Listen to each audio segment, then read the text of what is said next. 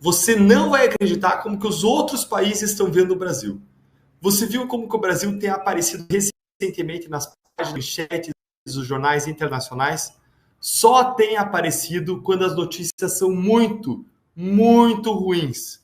Primeiro nós tivemos o Financial Times e o The Economist fazendo longas matérias, expondo os retrocessos que o Brasil vive no combate à corrupção, com a anulação dos casos da Lava Jato, com aquelas decisões do Toffoli, suspendendo as multas bilionárias da JF, do Odebrecht, que confessaram em seus acordos os maiores esquemas de corrupção do mundo.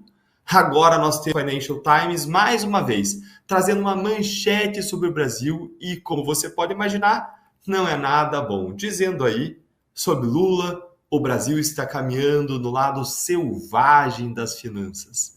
Como assim, Deltan? Eu vou te explicar, mas curte aqui no YouTube para que a nossa voz, junto com você, possa chegar mais longe. E já comenta aqui para mim por que você acha que o mundo está olhando para o Brasil e está falando isso, que o Brasil está caminhando do lado selvagem das finanças. Só não vale responder com o meme do Haddad ou Tachad, porque você ainda pode ser censurado pelo governo. Bom, o que a reportagem diz? A reportagem diz, resumindo, que investidores estrangeiros duvidam do comprometimento do presidente Lula em ter um comportamento responsável com a política fiscal e monetária do Brasil. Especialmente porque Lula e o seu governo ficam enviando sinais mistos sobre o que eles vão fazer na nossa economia. E dá para culpar o Financial Times por noticiar isso? É claro que não dá. Da mesma forma como não dá para culpar quem está fazendo do meme do Tachad. Não dá, porque os números do governo Lula são muito negativos, são muito ruins. Vamos dar uma olhadinha em alguns deles. O governo Lula ele teve um déficit de 230 bilhões em 2023. Esse foi o pior número desde 2020, desde a pandemia. Foi o segundo pior resultado da série histórica, iniciada em 1997. Contas do governo no negativo, gastança imensa, gasta mais do que ganha, tem que pegar emprestado e não consegue pagar as dívidas. O déficit de 2023 corresponde a 2% do PIB, muito acima da promessa do Haddad, que hoje todo mundo conhece como Tachad, de ter um rombo de até 1% do PIB, ou seja, o dobro, 2%. O ministro Tachad e o seu Ministério da Taxação, ou será que era Ministério da Fazenda? Eles divulgaram estimativas de que a economia do Brasil vai crescer 2,6%, um pouquinho mais, em 2025. Mas essas projeções são muito otimistas.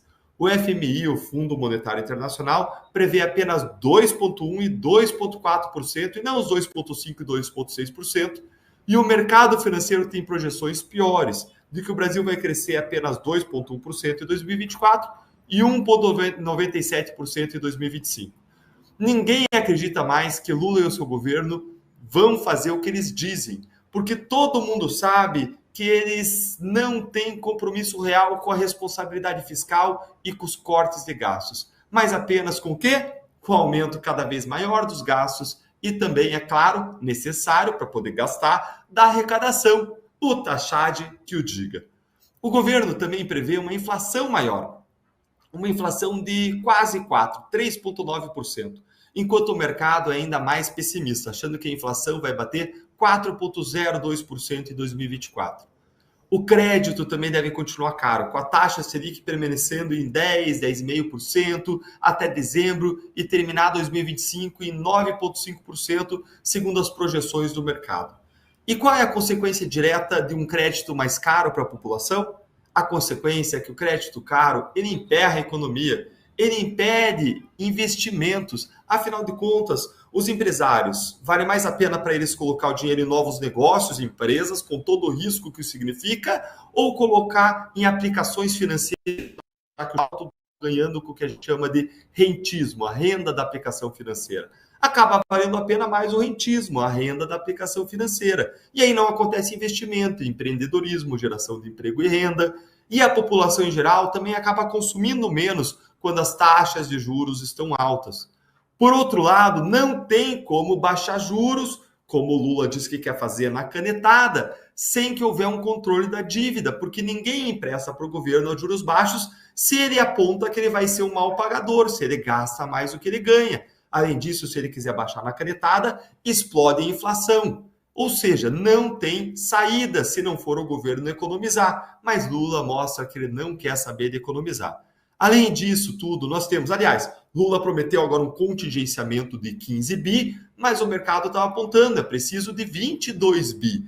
E mais, é um governo que nunca na história soube economizar, sempre soube fazer exatamente o oposto, gastar mais do que ganha. Lembrem de Dilma? Dilma colocou o país no caminho da bancarrota, no caminho da ruína financeira, justamente aumentando a dívida pública. Por quê? Porque gastava igualmente mais do que recebia, mais do que ganhava.